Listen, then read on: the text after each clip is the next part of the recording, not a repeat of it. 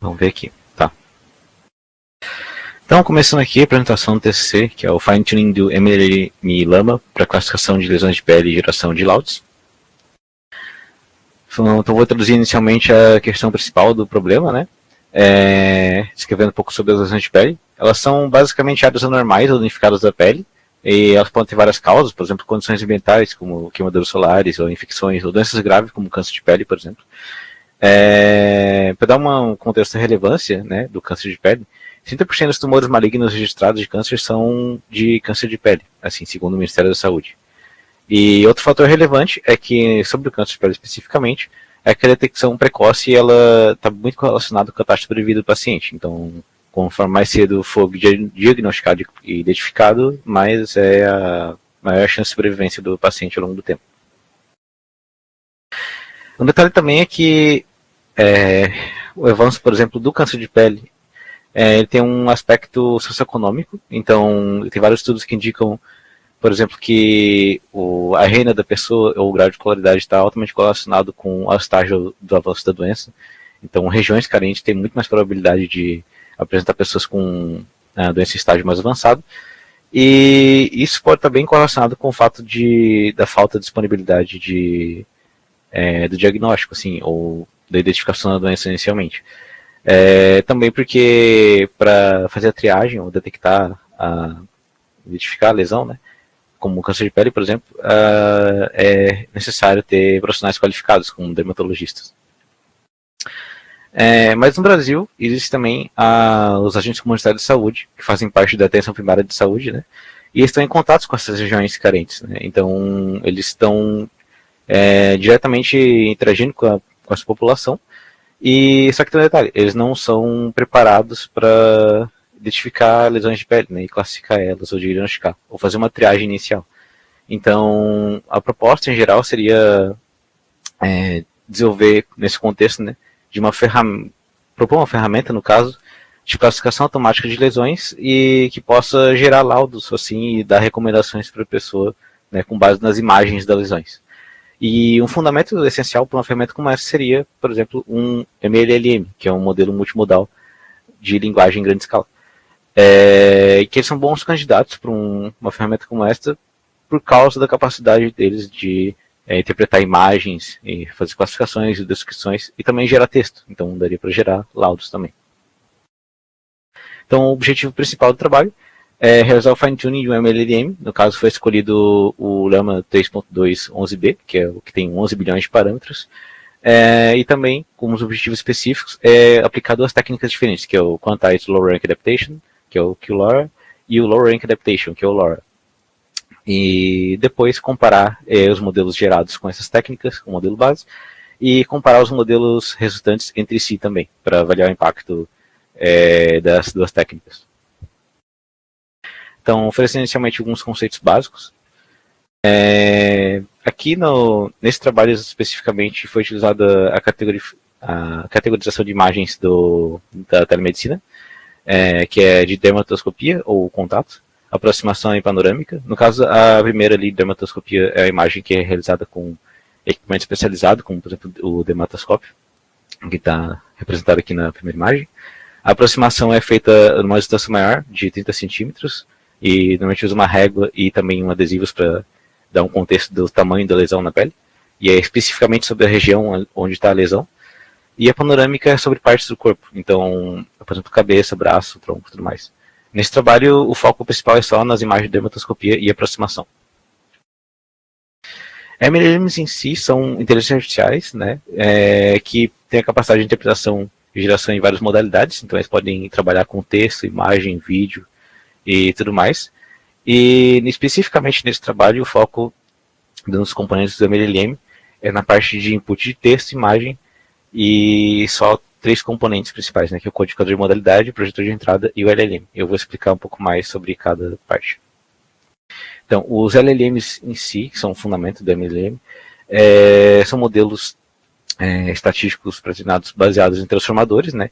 Então, o transformador é basicamente a arquitetura que é capaz de, a partir de um texto, gerar por exemplo, uma nova parte do texto utilizando o contexto daquele texto em si. Então tem vários processos que entram nessa parte, por exemplo, a tokenização, que é a divisão do texto em componentes menores, são, por exemplo, tokens. A incorporação vetorial, que é a tradução desses tokens em um espaço conceitual vetorial n-dimensional, para poder fazer as operações matriciais sobre eles. E o mecanismo de atenção multi-head, que é o que captura de fato o contexto da sequência de texto, por exemplo. No caso, eu estou falando texto, mas as incorporações vetoriais podem ser representadas tipo, para vários dados, por exemplo, imagens e tudo mais, né? Que nem eu vou explicar na próxima parte.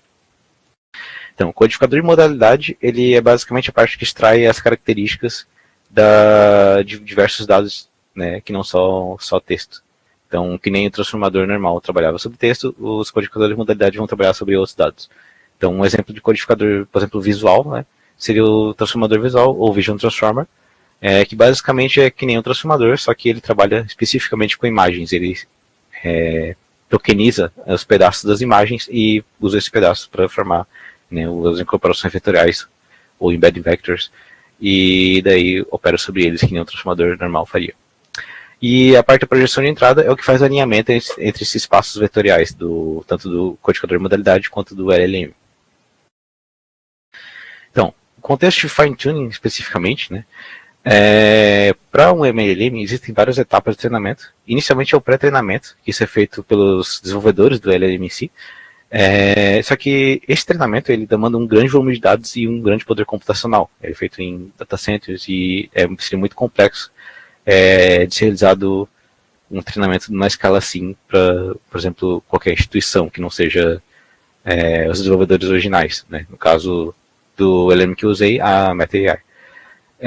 Então, nesse contexto de fine-tuning, que é uma forma de treinamento muito mais específica e menor, que demanda menos poder computacional e volume de dados, e adapta para um domínio específico, ou seja, uma tarefa específica, que nem nesse trabalho, a tarefa de classificação e geração de laudos.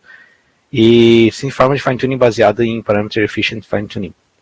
As duas das formas citadas anteriormente, né, que é o QLoRa e o LoRa. Então, essas duas formas, o funcionamento delas, basicamente, o LoRa ele é uma técnica que explora o ranking intrínseco das matrizes. Então, o ranking seria a dimensionalidade da matriz, basicamente quantas dimensões são produzidas a partir dos vetores, que seriam basicamente as colunas das matrizes. E com base nisso é possível, por exemplo, representar a matriz original do modelo com uma combinação de matrizes em que se treina só matrizes menores e trava as matrizes originais. Então, que nem tem na imagem aqui, a parte laranja seria essas matrizes menores que são treináveis e a matriz original ficaria intacta. Então, isso reduz muito a quantidade de parâmetros a serem treinados e, consequentemente, melhora muito, né, o tempo de treinamento. O QLoRa, especificamente, é a versão do LoRa com quantização. Então, ele aplica tipos reduzidos, por exemplo, com tipo 4 bits ou 16 bits, né, que nem o NF4 e o BF16. O NF4 usado no armazenamento do modelo e o BF16 usado nos cálculos, basicamente. O Llama 3, ele é um modelo, né, que eu especifiquei da MetaAI, e ele tem várias variantes, tem a versão com 90 bilhões de parâmetros e 11 bilhões de parâmetros, mas aqui só se usa a versão de 11 bilhões de parâmetros.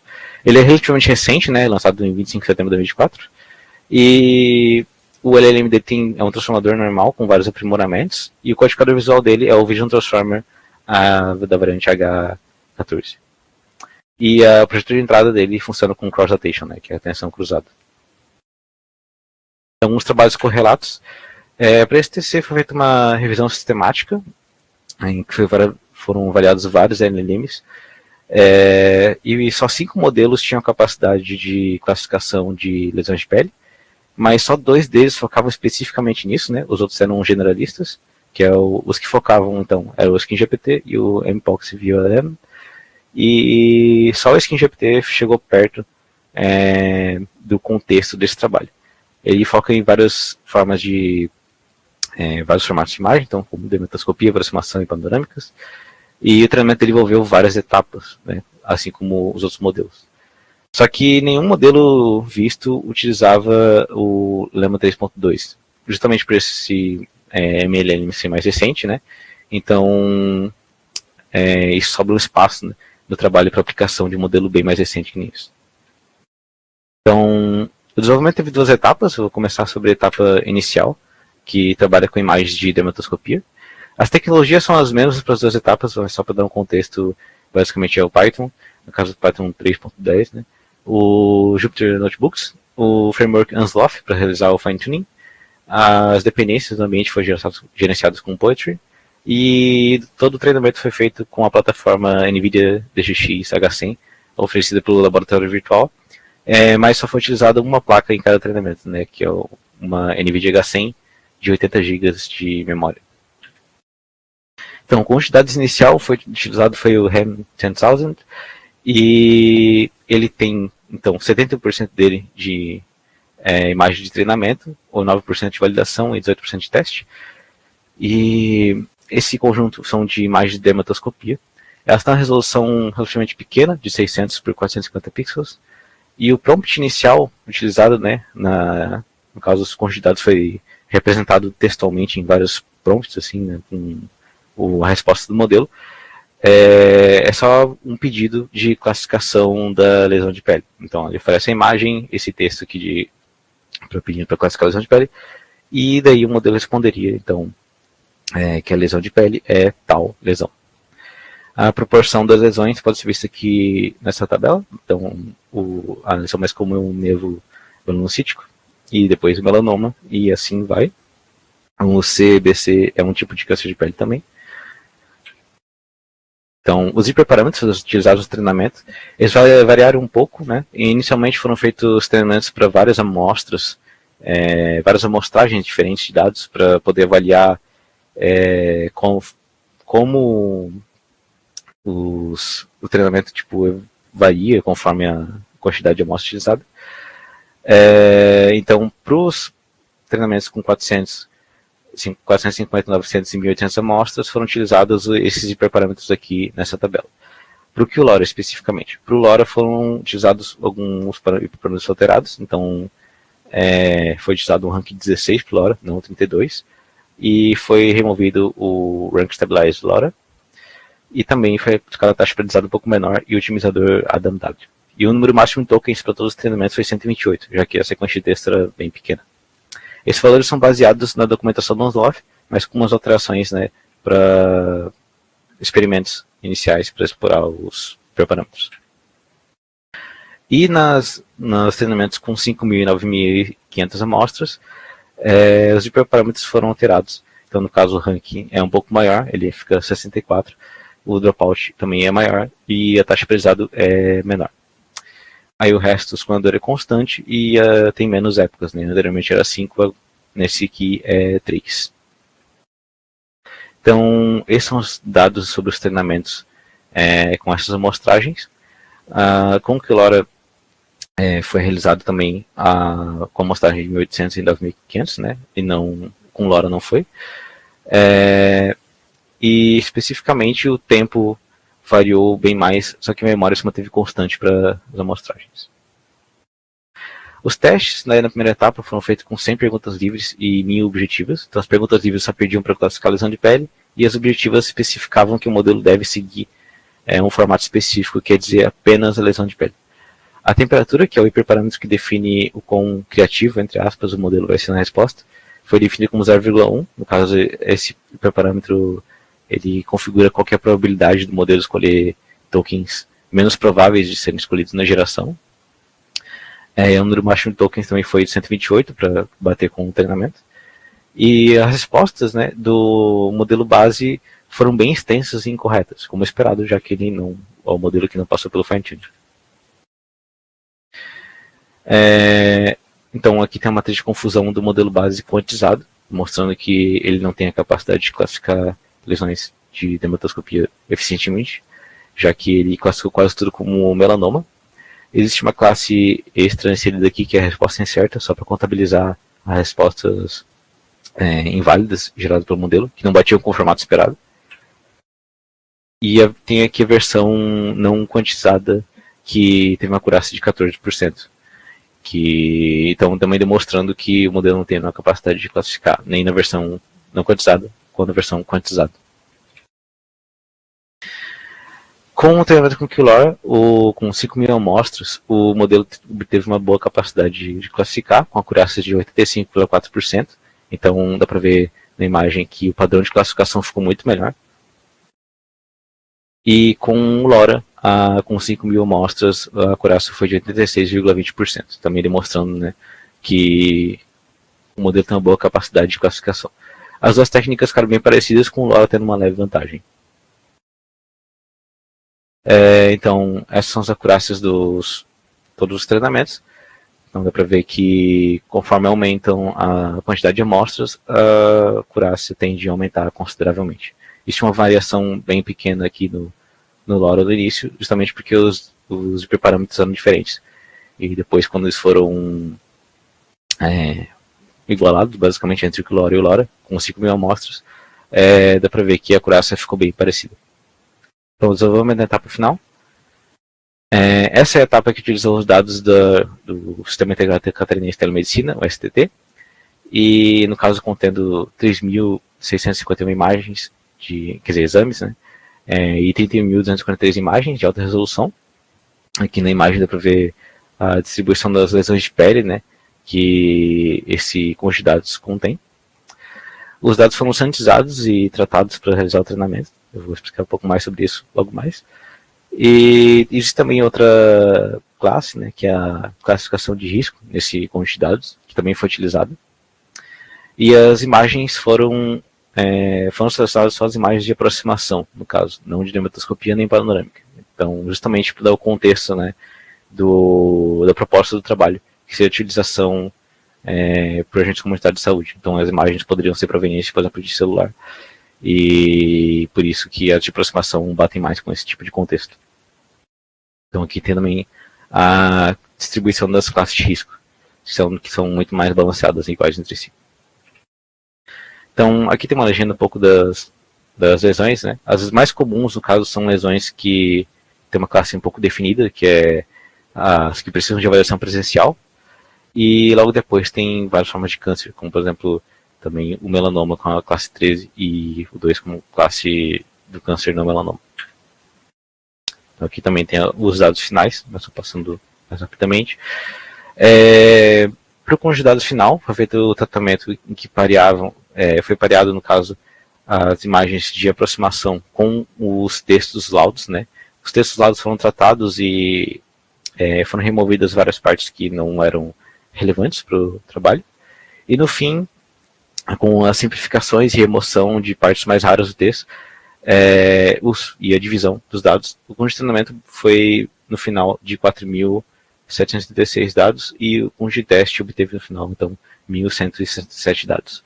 Foi feita a divisão com CalFold, com K igual a 5, uma divisão de 80% para o treinamento e 20% para o teste. E a divisão foi feita com base nas lesões de pele, então estratificada por lesão de pele.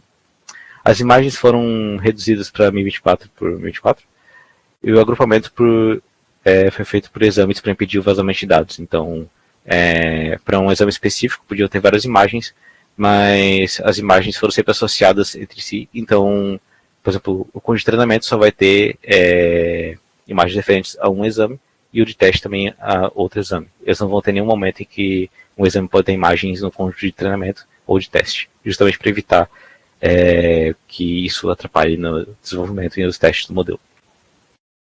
O prompt utilizado foi basicamente um pedido de classificação da lesão, a classificação de risco e uma conclusão breve, né, que seria o laudo em si. Então, o modelo também recebia preenchido as opções de lesões de pele e de risco. Então, ele tinha um domínio já pré-definido do que ele ia escolher. E tinha um formato também oferecido, né, que pedindo especificamente para descrever primeiro a lesão, a classificação de risco, depois uma conclusão breve sobre a lesão, que seria basicamente um diagnóstico simples, e a conclusão em si, que seria, né, o laudo, como já havia dito. Os hiperparâmetros nessa etapa seguiram a documentação da ANSLOS, um guia de fine-tuning e também um artigo sobre otimização de hiperparâmetros. Então essas são as fontes, né, para definir melhor quais hiperparâmetros ser utilizados. Foram feitas algumas adaptações leves, por exemplo, no tamanho do lote por dispositivo, por causa de limitações da memória. Então, devido à complexidade maior desse conjunto de dados, foi necessário, né, essa adaptação, porque de outra forma não caberia eficientemente em 80 GB de memória da placa de vídeo. Então foi feita uma matriz de busca bem simples, basicamente só variando o rank alpha-LoRa com dois valores, que é o 64 e o 128, e o número de épocas variando de 2 a 5. Então esse treinamento foi feito apenas com QLoRa, para ser mais rápido na busca. E esses são os resultados, né, de duração e memória. Depois foi obtido o melhor modelo, no caso, com base na acurácia da classificação de lesões de pele. Foi o que tem o ranking alpha-LoRa de 128 e o número de épocas como 3. E daí, com base nisso, né, o modelo aqui que obteve essa acurácia de 45,2% foi utilizado esses hiperparâmetros dele para treinar um modelo com LoRa. Então, ficando então com a variante com QLoRa e LoRa treinada nos mesmos hiperparâmetros. Então, os testes foram realizados sobre o conjunto de teste e também de treinamento, para poder avaliar underfitting ou overfitting. E a temperatura foi definida como 0,05, bem menor do que a etapa inicial. O número máximo de tokens foi de 2.190, porque não existia nenhuma entrada no conjunto de dados que possuísse mais tokens do que essa quantidade, né? Isso foi contado para todos os dados. Então, os resultados finais no modelo base, só para ter uma baseline dos experimentos, a maioria das respostas geradas foi válida, porém existiam várias inválidas que não batiam com o formato, e a acurácia para a classificação de lesões de pele na versão quantizada foi de 14,8%, então bem ruim. A versão não quantizada batia só 17%. Na classificação de risco foi um pouco melhor, que é a versão quantizada com 23,4% e a versão não quantizada com 27,4%. Mas o modelo base, então, ele não possui uma boa capacidade de classificação, como já conhecido, né, com a análise inicial, mas agora também com a análise final em outro conjunto de dados. Então aqui está a matriz de classificação no modelo base quantizado, sem nenhum treinamento, e não quantizado, mostrando que eles selecionam especificamente só um tipo de lesão, quase sempre. E também para classificação de risco, a mesma coisa acontece, o modelo acaba escolhendo branca para a maioria das imagens. Na análise de desempenho textual, né, foi utilizado a métrica Bleu, a Rouge e o Meteor. No caso do Bleu, é a métrica de precisão textual, então o quanto de texto gerado aparece no texto de referência, e tem uma correlação razoável com a interpretação humana, e os valores indicam que o modelo base ele não gera nem um pouco próximo do texto de referência. O Recall, que é o Rouge, né, também demonstra que o modelo base não utiliza uma estrutura esperada, né? Porém o valor obtido indica que o modelo segue as instruções de formatação aproximadamente corretamente, e a métrica Meteor indica que também o modelo não tem uma boa qualidade. A Meteor basicamente combina várias métricas e também verifica sinônimos e outras coisas para ter uma boa correlação com a interpretação humana, mas como dá para ver pelo valor, não foi bom nem para o quantizado não quantizado. Agora, com os modelos treinados, por exemplo, com o QLoRa, todas as respostas geradas sobre o conjunto de testes foram válidas, e sobre o conjunto de treinamento só teve uma resposta inválida, que o modelo dizia uma classe que não existia no domínio de classe de lesão de pele. Então, isso foi desconsiderado. A acurácia para classificação de lesão de pele no conjunto de teste foi de 45,2% e no treinamento foi de 55,1%.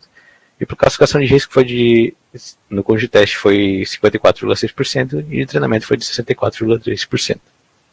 E aqui tem um exemplo de resposta do modelo, seguindo o padrão especificado. Então, a matriz de confusão para o QLoRa sobre o conjunto de teste é essa aqui. Dá para ver que o modelo começou a capturar um pouco o padrão de classificação. Porém, ele tem uma tendência meio forte a classificar as imagens como a classe 1, que no caso é referente à classe de lesões que precisam de avaliação presencial, que é a mais frequente no conjunto de dados. E sobre o congestionamento é um pouco mais estável, né? Como esperado, mas mesmo assim o desempenho é bem assim, não tão satisfatório. Na classificação de risco, o padrão de classificação é um pouco melhor. Então, dá para ver, por exemplo, que o padrão é bem parecido entre tanto com os testes sobre conjunto de teste quanto o conjunto de treinamento. E na classificação, na geração textual dos áudios, né, as métricas textuais indicam que o modelo é satisfatório, com um BLEU acima de 0,3 ou 0,4 já é considerado um bom valor. Então, para cada uma das categorias de BLEU aqui, os valores são relativamente bons, né? Só para explicar um pouco, o número indica a quantidade de n-gramas. Então, por exemplo, o BLEU 1 é a precisão em relação a palavras individuais e o 4 em relação a combinações, né, de 4 palavras em sequência. O recall foi bom também. Então, o que essas duas métricas juntas estão indicando é que o modelo gera texto, né, que bate com o texto de referência. Ele utiliza a estrutura do texto de referência e também as palavras e sequências geradas no texto gerado, no caso, elas estão presentes no texto de referência.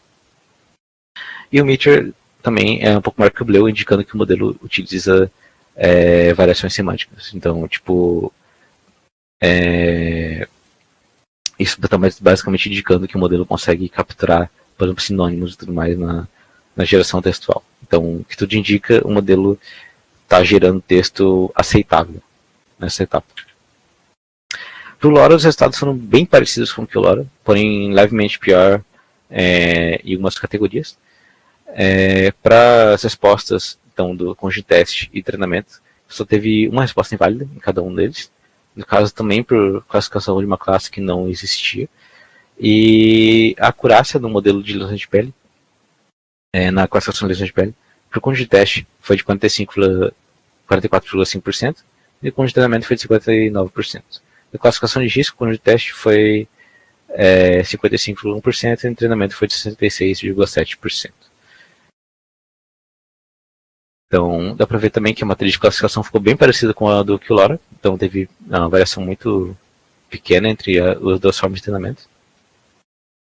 Também, pelo menos a situação, né, para o conjunto de treinamento levou, então, a um padrão de classificação extremamente similar. A classificação de risco também é a mesma situação. É bem similar aos resultados do LoRa. Então, em relação às métricas textuais, os resultados também foram bem parecidos com o LoRa. Teve uma variação bem pequena e são levemente piores, né? Mas indicam também que o treinamento com o LoRa resultou em um modelo que consegue gerar texto de forma bem satisfatória. E agora uma análise comparativa bem rápida. Na primeira etapa, então, a acuração foi bem maior do que a segunda etapa. E foi altamente correlacionado com o volume de dados. E na segunda etapa, com a imagem de aproximação, o modelo treinado com o LoRa obteve uma acurácia levemente maior. Mas não muito também. Foi uma diferença de 45,2% para 44,5%. E na classificação de risco, o LoRa sai um pouco melhor, com 55,1% em relação ao LoRa, né, que obteve só 54,6%. Em todo caso, os modelos foram bem melhores do que o modelo base. Na comparação de métricas textuais, o LoRa ganhou basicamente em toda a situação, demonstrando, né, uma vantagem considerável em relação ao modelo base. Mas o LoRa em si não ficou tão pior assim em relação ao LoRa. Então, diferença bem pequena. Então, agora a comparação dos treinamentos. A memória utilizada ficou bem constante ao longo das amostragens na primeira etapa. Então, na etapa inicial, o LoRa utilizou 93,91% a mais de memória do que o LoRa. Como dá para ver aqui no gráfico, é bem constante e o LoRa acaba ficando por cima. Aqui, quase uma constante, uma reta. E o LoRa utilizou 25,94% a mais de memória na segunda etapa, que só tem né, um caso de treinamento com LoRa. E o tempo varia de forma similar para os dois, então eles se acompanham, né? ao longo das amostragens. Então aqui está os resultados da segunda etapa, com a diferença bem pequena no tempo, e na memória razoavelmente os 25% ali. Então, conclusão geral é que o Quilora consegue levar a bons resultados de forma bem eficiente, né, com o treinamento utilizando uma quantidade consideravelmente menor de memória. E os resultados da segunda etapa foram piores, mesmo com volume similar de dados, né? Então, na faixa ali dos 5.000 dados, o desempenho não foi tão bom. E possíveis causas para esse problema seria também a complexidade das respostas esperadas. A tarefa na segunda etapa é muito mais complexa, porque envolve classificação de risco também e geração de laudos. Então isso pode ter afetado consideravelmente. Também tem questões da qualidade com os dados, como por exemplo a variabilidade das classes. As classes mais comuns elas eram referentes a, como eu tinha mostrado, né, lesões que precisam de avaliação presencial. Então elas incluem muitas lesões de várias doenças que não estão, de certa forma, corretamente classificadas. Então uma classe muito ampla e muito volumosa. Isso pode atrapalhar bastante no treinamento, porque o modelo não vai conseguir capturar bem os padrões de classificação. Também tem a questão do balanceamento, existiam classes bem raras e outras muito mais comuns, então o desempenho das classes raras é consideravelmente pior. E também tem um baixo volume de dados para essa tarefa específica, então considerando esse contexto todo da geração de laudos, é bem possível que o volume não foi suficiente para ter um treinamento proveitoso. Mas o desempenho na geração de textos especificamente foi aceitável, embora a classificação tenha também. E é possível que tenha acontecido um underfitting na etapa final. Então, porque os resultados dos testes sobre os conjuntos de treinamento foram insatisfatórios, assim como sobre o conjunto de teste. E também se concluir que o fine-tuning ajudou bastante. Todos os modelos passaram pelo fine-tuning, tiveram um ganho de desempenho bem considerável. Então, sugestões para trabalhos futuros com base nisso seria a montagem de um novo conjunto de dados com maior volume, né, e com a adaptação das classes para ter uma melhor consistência. Também a adição de uma classe de pele saudável, porque atualmente o modelo só classifica tudo como lesões de pele, se for pensar. Então, pode ter situações em que não tem de fato uma lesão, pode ser só alguma mancha, coisa assim. Então seria interessante ter uma classe que balanceie isso, né? E não leve o modelo a classificar só como uma doença. Também seria bom fazer uma otimização aprofundada de preparamentos. Esse trabalho, por questões de tempo e limitações de hardware, não foi realizado. Mas o ideal seria fazer uma busca completa em grid search. E também a utilização de outros MLMs, que atualmente estão em constante evolução. Então, esses modelos novos que têm outras vantagens seriam bem interessantes de ser aproveitados no trabalho. E também, por último, a avaliação manual dos laudos, né? Porque a avaliação utilizada nesse trabalho foi automática, foram só métricas textuais avaliadas em massa, então o contexto geral das respostas não foi capturado. Seria bom que dermatologistas avaliassem manualmente laudos gerados para ter uma classificação melhor, né, da qualidade das respostas em si. Mas é basicamente isso. Obrigado a todos. E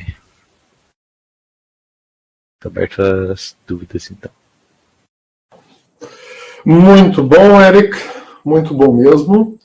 Então, vamos lá para a banca. A gente começa de longe para perto. Eu não sei quem é longe e quem é perto aqui. Então, o Rodrigo está em Camboriú, talvez isso seja longe. Então, Rodrigo, começa você.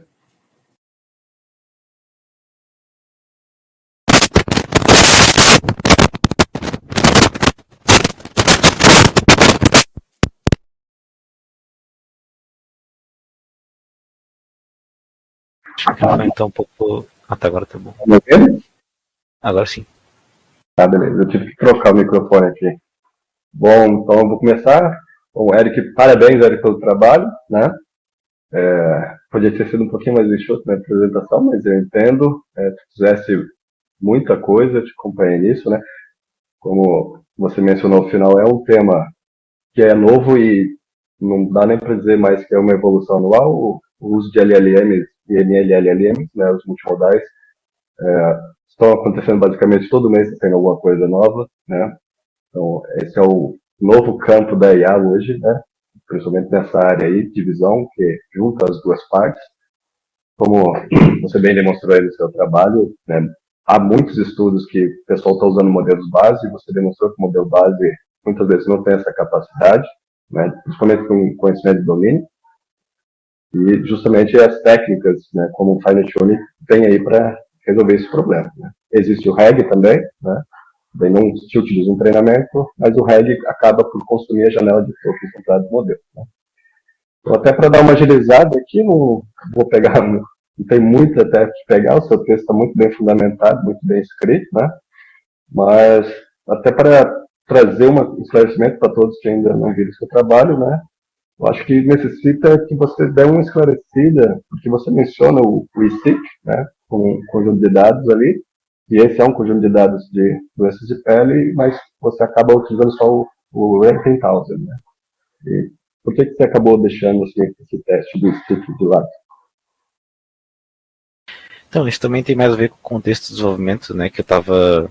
Inicialmente a utilização ia ser só nos dados do STT, mas eles não estavam disponíveis ali nas primeiras etapas, né, do desenvolvimento.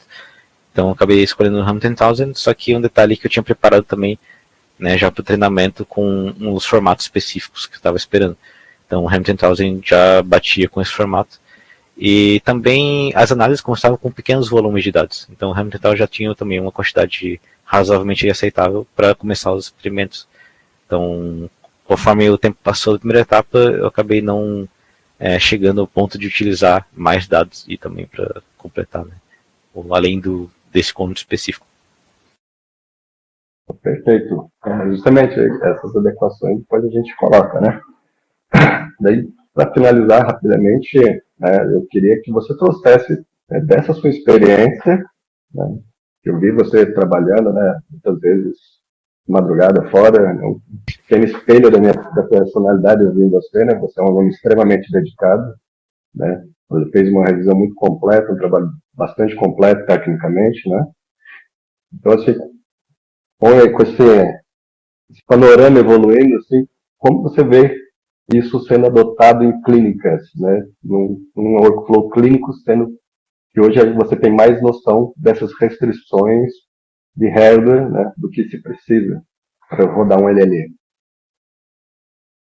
Então, além das questões práticas de hardware comentadas, né, eu acho que o problema principal é basicamente garantir que um treinamento com LLM funcione de forma aceitável com os dados. Por exemplo, num contexto específico dessa aplicação, se fosse aplicada, por exemplo, na proposta aqui, no Brasil em geral, regiões carentes e tudo mais, pensar, tipo, se os dados atualmente disponíveis, se tem um balanceamento adequado e tudo mais, e o modelo ia ser capaz de aproveitar isso. Eu fico imaginando, por exemplo, que o maior problema seria basicamente o volume de dados atuais que a gente tem sobre lesões e a qualidade dos laudos específicos, a formatação e tudo mais. Porque no que eu estava vendo, assim, em geral, não existe um padrão específico ali que a gente tem dos dados, assim, em si. E também tem a questão, por exemplo, se isso for aplicado na prática, vai ter um contexto muito diferente. Por exemplo, o quantidade de dados mais que a gente tem, ou que pode ter na combinação de todos os dados do Brasil, assim, em geral, pode ter uma proporção bem diferente do que representa na realidade. Se isso fosse utilizado na prática, eu imagino que o contexto em si, do desafio principal de classificação, seria bem diferente do que tem aqui nos testes. Mas no contexto da limitação de hardware especificamente, eu vejo que não seria tão absurdamente difícil. Então, se fosse essa limitação não está tão distante assim, até porque o modelo ele roda na própria máquina em si, né? Então, com investimento leve considerável, daria para ter um servidor e coisa assim com GPUs que tem instâncias do modelo. Só que ele claramente teria que rodar, né, um servidor e daí as pessoas acessando, como, por exemplo, o celular, né, a API do sistema. Mas acredito que a limitação principal ainda é conseguir treinar um modelo que tenha a capacidade de classificação aceitável. Até porque esse contexto é extremamente vamos dizer, rígido na questão de que seria terrível ter um falso negativo, por exemplo, de câncer de pele. Então, o nível aceitável de classificação é bem limitado, né, nessa parte. A maioria dos trabalhos de estado da arte tem, para modelos que não são LLMs, né, acima de 95%, por exemplo. Então, é um negócio bem limitado, assim, basicamente. É isso. Então, perfeito. É claro que justamente a adoção médica desses grandes modelos de linguagem, não estou falando só dos classificadores, né, ainda tem muito caminho ainda para ser amplamente adotado, né, vamos dizer assim, a não ser casos de usos específicos muito bem delineados, como tem pontuou. Acho que eu encerro já minha participação, para nós não alongarmos demais, e já passo a próxima banca. Reforço mais uma vez, parabéns, Eric, né, um excelente aluno. Depois vamos fazer a publicação disso, né, que merece, finalizar com isso. Né. Então, por favor, pode dar prosseguimento. Certo, então, obrigado. Perfeito, então vamos ao próximo membro da banca, Arley. Com você a palavra. Beleza. Bom dia, Eric, Rodrigo, Aldo, tudo bem? Agradeço ao convite, fico satisfeito de ver essas pesquisas andando de uma forma bastante promissoras. Eu fiquei uma dúvida, Eric, porque você falou que no treinamento ali, até você sugere como trabalho futuro, avaliação do laudo, só que no modelo que nós trabalhamos no STT, o médico não lauda, o laudo já está pré-definido. Quando você dá, por exemplo, uma classificação de risco, ele já te dá um escopo, ou seja, se a classificação de risco é amarela, você já tem uma lista de lesões. E se eu já tenho uma lista de lesões, ele já tem um laudo associado a ele. Não é laudo estruturado, mas seria pelo menos um modelo de laudo pronto. Você treinou ela para gerar um laudo próprio, foi isso? Eu fiquei nessa dúvida ali. Fiquei na dúvida como que você fez. Então, os formatos de dados, eles utilizam uma seção de conclusão, extrair os dados. Então, tipo, é basicamente o texto que estava incluído nos dados que eu recebi, assim, e tinha duas seçõezinhas, assim, que é a da conclusão específica sobre lesão e a conclusão geral. E eu vi que essas são seções em aberto na interface STT que eu vi. A conclusão é fechamento médico, mas o laudo ele é pré-definido, não dá para dizer que é estruturado, é pré-definido. O médico não lauda uma lesão, independente do que ela seja, já tem um texto pronto. Aí na conclusão ele só dá como se fosse uma orientação. Talvez isso tenha sobrecarregado o teu modelo, tenha atrapalhado, não sei, eu já não entendo a parte do treinamento. Talvez se tivesse feito a abordagem só na classificação de risco e no tipo da lesão, já seria uma boa. Tudo bem, para teste está valendo, mas era essa pergunta que eu queria te fazer, porque realmente o laudo, e ele muda com o passar do tempo, então por isso que a gente faz isso. Então, se a gente olhar na história uma lesão determinada em 2012 e hoje, o laudo é diferente, porque até o tratamento é diferente, né? Evoluiu-se com drogas melhores e hoje já tem outra solução. Então, talvez o treinamento deveria encerrar entre a classificação de risco e a lesão. Ou só a lesão, que deu já ser a classificação de risco, né? Se você fizer 2 níveis, não precisaria descer até o nível do laudo em si. Mas isso também para o modelo que nós usamos em Santa Catarina, que já tem os laudos pré-definidos, tá? Não. E a outra pergunta ou sugestão, né? Essa é uma contribuição mais simplória minha, quando você relata que a dificuldade de laudo até por questão da pele saudável, né? Porque senão ele não encontra alguma coisa, ele vai procurar alguma coisa. Teria como inverter, e também não é proposta possivelmente no teu trabalho, mas para você pensar e tal, teria como inverter, tipo assim, um sistema, quase como um sistema especialista sobre primeiro, câncer de pele, sobre melanoma, e ao invés de tentar determinar, porque são 2.400 doenças de pele diferentes. Algumas delas têm características muito específicas, outras muito similares a um conjunto, quase uma centena. Será que a experiência que você passou, baseada na experiência que você passou agora, de treinar, dificuldade de treinar, será que se você tivesse seguido uma abordagem de treinar ela por doença, seria mais interessante? Isso não é para se mexer no teu trabalho, tá? É só bate-papo do boteco. Assim, quem sabe isso incorpora no teu documento dizendo como trabalho futuro. Mas assim, tua visão mesmo. O que tu acha? Será que seria melhor ou seria tão difícil quanto?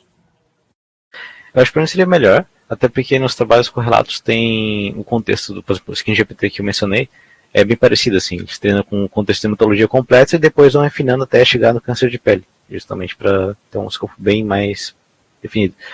E eu acredito que um modelo treinado, por exemplo, focando, vamos dizer assim, melanoma e câncer no melanoma especificamente, com uma base inicial, ele provavelmente teria um desempenho bem melhor, porque o foco seria bem mais específico. Então ele classificaria, por exemplo, como uma das duas doenças ou todas as outras coisas, assim. Mas aí a questão é que o impacto e o risco de classificação do câncer de pele seria muito mais relevante. Então ainda assim ajudaria a pessoa, né, porque ela saberia se tem uma doença grave, e seria mais fácil de treinar. Então eu acredito que essa pode ser uma rota bem válida, na verdade, para fazer o treinamento. Perfeito. Não, legal. É um trabalho de TCC, é um trabalho de pesquisa, de início de pesquisa e de estudo, e que óbvio que isso não é um produto final, é apenas ideias, né? E no final geram novas ideias. Então, quando o trabalho chega nesse nível, significa que ele foi bem feito. O próprio teu orientador ali, o Rodrigo, salientou o teu trabalho como aluno, como pesquisador, então isso é um destaque fundamental. E a ideia como um todo, que é uma ideia que ela não se finaliza no teu trabalho, mas sim gera novas dúvidas, como eu sempre brinco, não é para responder dúvidas, sim para criar novas dúvidas. Se ele atendeu isso, ele atendeu a expectativa, né, Aldo? Ou seja, é um bom trabalho de TCC, porque ele ainda gerou mais dúvidas, mais ideias, mais pensamentos. Então, queria parabenizar você, Eric, acho que o trabalho é bem legal, não é um trabalho de produto, não é o foco também, mas que começou a dar novas caraminholas na cabeça, o Aldo já está pensando em outros TCCs, o Rodrigo já está pensando, vamos mudar essa pesquisa. Então, eu acho que atendeu muito bem o que se propõe ao teu trabalho de TCC. Obrigado, então. Muito bom, obrigado, Arley. Então, eu acho que o Douglas é membro da banca aqui também, né? O Douglas ficou de mandar os pareceres dele por escrito. Então, faltou eu para falar. Eu fiquei com uma dúvida, tá? Vai voltando ali, tu falaste em underfitting dos dados. Tu tens as curvas de loss do teu treinamento? Eu não vi elas aí no... Não me lembro de ter visto no teu TCC. Hã? Eu não coloquei nos slides, mas eu comentei do underfitting na etapa final. E na etapa final o treinamento foi feito sem a validação durante o treinamento. Então só tem a loss normal, não da curva de validação. Só tens a loss do conjunto de treino, tu não tens a loss do conjunto de validação, é isso? Mas só tem no conjunto de treino. Mas essa decisão foi mais porque eu fiz a avaliação posterior, né? Então eu testei com o teste que estava fazendo ali em cima do conjunto de treinamento para avaliar. Mas então, na verdade, a tua decisão de parar o treinamento foi mais uma decisão de levar o tempo que chega e não uma decisão de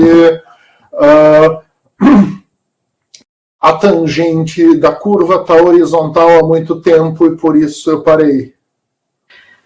Eu fiz até o final. A gente não tem como avaliar se deu underfitting ou não. Tipo, acho que rigidamente não, assim, mas a avaliação que eu fiz foi base no teste, então na comparação entre resultado do teste e tratamento, só que realizado depois, então o treinamento foi até o final para todos. Então a gente não sabe, então existe sempre essa possibilidade, e é claro, no TCC a gente tem limitações de tempo, tá? Não dá para ficar semanas aí treinando várias vezes para ver o que acontece, usando tempos diferentes e hiperparâmetros diferentes, isso seria um trabalho para depois. Tá? Essa era só uma dúvida. Tá? Então, o que é o meu comentário geral sobre o teu trabalho? Ele foi muito além do que eu esperava. quando a gente conversou e combinou o tema do teu TCC, tu fizeste mais do que muita gente fez no mestrado, tu fizeste mais do que algumas pessoas que eu tive que aprovar o doutorado fizeram no doutorado. Então, é óbvio que os resultados são insatisfatórios, pelo menos se a gente olha para a parte de geração de laudo, porque é uma coisa nova e a gente está realmente explorando as coisas. O teu resultado intermediário eu achei que ficou bom que chega, considerando-se o tamanho das coisas com que tu trabalhaste. Tá? Então, a minha avaliação geral é isso aqui foi muito além de um TCC, isso aqui se tu estivesse defendendo um mestrado, eu estaria aprovando o teu mestrado. Então eu acho que estás de parabéns por causa disso, e como o Rodrigo falou, tá, por mais que a gente diga, ó, o resultado ficou insatisfatório no final, que 44% é feio, né, tá, é um resultado calculado em cima de uma resposta muito complexa, né, mas eu acho que vale publicar isso aqui, realmente. E o que o Arley falou, ele tem razão, tá, hoje o STT dá respostas estruturadas, e no teu treinamento tu considerasse as respostas estruturadas do STT como texto corrido, porque tu pegasse a renderização da resposta. Né? Então, tu não viste a defesa de doutorado do Alan Serentini, provavelmente, tá? Ele desenvolveu uma metodologia para você treinar MLLMs a produzir respostas estruturadas, tá? Então, a gerar realmente um documento em JSON com respostas estruturadas. Ele trabalha na área da meteorologia, e aí a hora que a gente vai fazer previsão de tempo, a gente gera uma resposta estruturada com um monte de bloco de texto padrão. Tá? E ele desenvolveu uma metodologia para você fazer isso. A metodologia é complicada porque vai 3 LLMs um atrás do outro para fazer o negócio no fim de contas. Tá?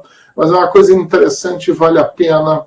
Eu posso te passar a gravação da defesa de doutorado dele para tu dares uma olhada. Lê a tese de doutorado, eu acho que é um overkill para ti nessa altura do campeonato. Tá? Tu deve estar querendo descansar para começar. Tu já te inscreveste no mestrado agora, né? Tu vais começar o mestrado com o Guto em agosto. A expectativa é que sim. Então, foi? Não sabe o resultado não saiu ainda porque algumas pessoas não ficaram felizes com o resultado, entraram com recurso, por isso a gente teve que atrasar a divulgação, mas em princípio a gente já fez todas as avaliações, tá? Só tem que ver aí o resultado desses recursos. Mas então tu estás de parabéns, tá? O que eu quero pedir ao Rodrigo e a ti, tá? Assim, por mais que a gente diga esse resultado é provisório, ele vale a pena publicar. Tá? Toda essa área da gente prover, da gente ir além da classificação de imagem simplesmente, e a gente prover um apoio, tá? Seja ao profissional de saúde que está lá na ponta, que tem pouco conhecimento, seja apoio na avaliação da qualidade de imagens, etc. Tá? É uma coisa muito importante e emergente e a gente tem que fazer pesquisa. Ó, hoje, cedo ainda, o Hospital Albert Einstein ligou para a gente pedindo para usar o trabalho de doutorado do Rodrigo. Tá? Então, a gente já vai conversar com eles e discutir um projeto, se eles querem usar. Tá? É a doutora Aline Okita, que é uma das chefes da dermatologia lá do Albert Einstein, pediu se não dá para trabalhar com a classificação de qualidade de imagem, aderência a protocolo que o Rodrigo desenvolveu e usar isso lá no Einstein. Então, são coisas que estão quentes e o teu trabalho é extremamente quente e ele é um exemplo de algo que pode ser estendido para muita coisa. E a gente, assim, a gente pode ver muitos desdobramentos. A gente não pegou o teu trabalho ainda e deu para um dermatologista fazer uma análise crítica. Eu queria primeiro ver se era possível fazer alguma coisa. Né? Uma das coisas que nós vamos fazer isso aqui é mostrar, no teu trabalho, é mostrar para os nossos dermatologistas e ver o que eles acham e pedir a opinião deles. Tá? Bom, em todo caso, o convite para tu voltares a trabalhar com a gente em algum momento está feito. Eu vi que o teu trabalho é muito bom. Tá? Se tu não passares no mestrado e não quiseres mais trabalhar com o Guto, volta para falar com a gente precisa de pessoas aqui, tá?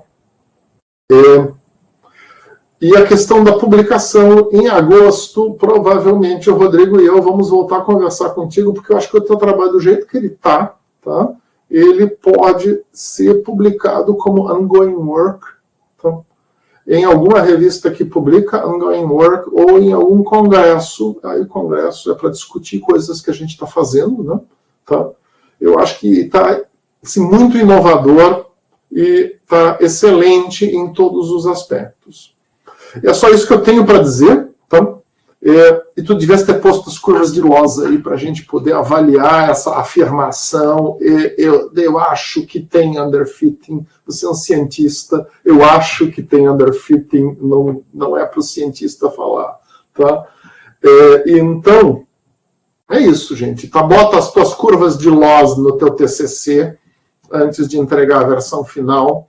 Tá? Tenta recuperá-las, deve estar no notebook em algum lugar, ou no, se tu usasse o Weights and Biases, está lá no Weights and Biases gravado, tá?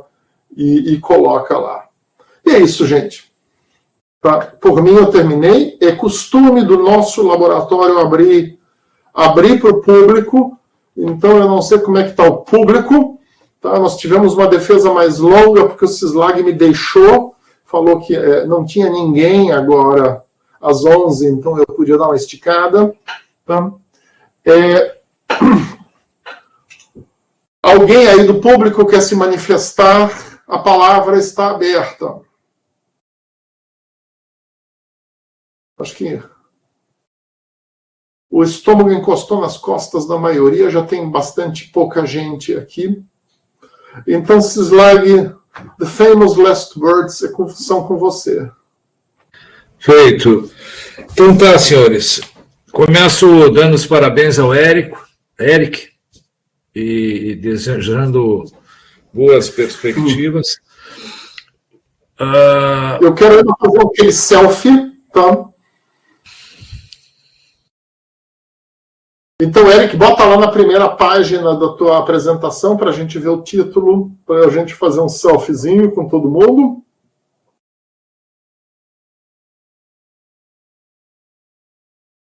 Maravilha. Então, lá vamos nós, todo mundo dizendo X. Então, tá, aos que conseguiram dizer X, beleza. Tá, foi gravado. Vou mandar Eric, salvar. Então, parabéns, Eric. Agradeço ao Arley e ao Rodrigo pela participação na banca, pelo tempo dedicado. Aldo, por mais uma orientação também, obrigado. E palmas, então, para o Eric, né? Feito, senhores. Bom apetite. E é isso aí, gente. Tchau, tchau. Tchau, tchau. Boa tarde a todos. Obrigado a todos. Bom almoço, né? Valeu.